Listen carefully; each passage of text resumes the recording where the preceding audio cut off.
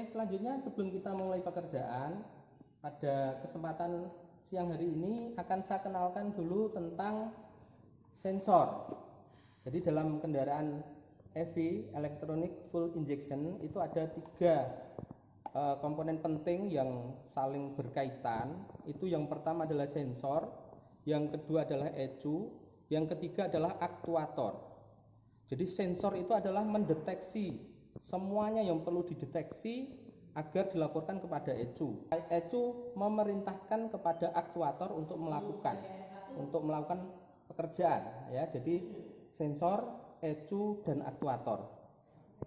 Oke, kita butuh job sheet tadi, job sheet yang sudah kita persiapkan. Tapi sebelumnya perlu saya sampaikan sekali lagi, sensor yang akan saya perkenalkan pada kesempatan kali ini, yang pertama adalah ini intake air temperature sensor atau IATS, ya, yang berfungsi untuk mendeteksi temperatur udara yang masuk ke dalam ruang bakar atau yang akan masuk ke dalam ruang bakar. Ini adalah sensor IATS.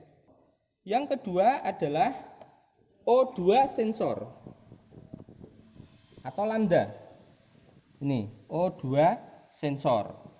Fungsi dari O2 sensor ini adalah mendeteksi jumlah oksigen dalam gas buang yang dihasilkan dari hasil pembakaran dengan tujuan untuk mengontrol emisi gas buang. Nah, ini bisa kita lihat sensor O2 atau oksigen sensor atau lambda. Yang ketiga adalah engine coolant temperature atau water temperature sensor. Itu ada di belakang sini. Nah, cuma ini karena posisi ini masih terpasang, jadi susah untuk kita lihat, tapi ada di belakang sana. Jadi water temperature sensor atau engine coolant temperature, ya, di dalam, di belakang sini, di belakang mesin. Nah, fungsinya adalah mendeteksi temperatur atau suhu air pendingin yang mendinginkan mesin. Karena di dalam silinder itu pasti terjadi panas karena ada proses pembakaran. Yang selanjutnya adalah manifold absolute pressure, ya, manifold absolute pressure atau MAP sensor. Nah, MAP sensor ini letaknya di sini. Nah, ini manifold absolute sensor. Ini termasuk adalah sensor. Fungsinya adalah deteksi tingkat kevakuman pada intake manifold. Karena namanya MAP, manifold absolute pressure. Selanjutnya adalah atau throttle position sensor. Nah, ini fungsinya adalah mendeteksi posisi katup gas atau throttle valve saat beban berat dan putaran idle. Selanjutnya adalah OCV. Ini oil control valve, ya, OCV, yang berfungsi untuk mengatur pembukaan saluran oli yang akan menuju ke VVTi controller. Selanjutnya adalah CKP. Nih, CKP. Nah, di bawah sini P, yang berfungsi untuk mendeteksi, ya, dan memantau posisi dan kecepatan poros engkol agar ECU mengontrol timing pengapian dan durasi injeksi, ya, durasi penginjeksian.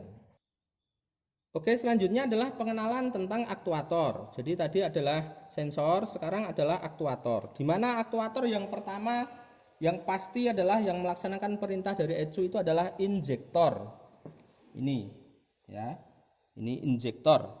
Berfungsi untuk menyemprotkan bahan bakar ke dalam ruang bakar dengan merubah partikel bahan bakar menjadi kabut.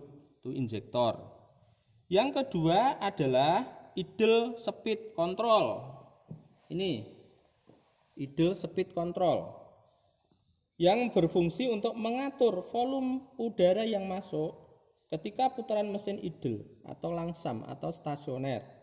Idle speed control ini adalah aktuator. Yang selanjutnya adalah VCV, vacuum switch valve.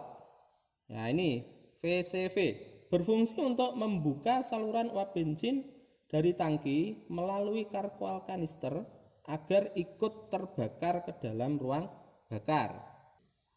Yang selanjutnya adalah koil. Nah, koil di bawah ini, di bawah dari filter udara. Nah, di sini ini salah satu koil yang bisa kita lihat. Nah, ini koil. Ini adalah aktuator yang berfungsi adalah untuk merubah tegangan baterai 12 volt menjadi tegangan tinggi, kurang lebih 20 sampai 30 kV. Dari 12 volt menjadi 20 sampai 30 kV atau 20.000 sampai 30.000 volt.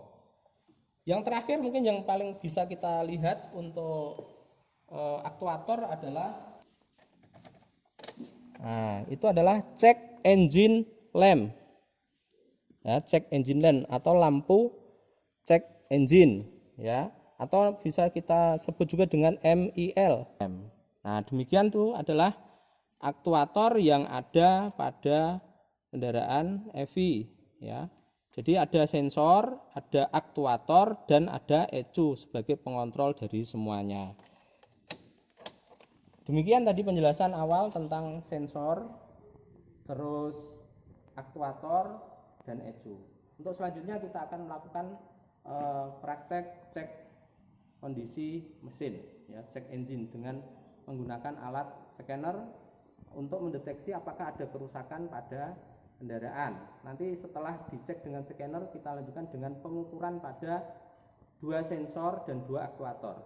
Demikian, kita lanjutkan ke kegiatan praktek.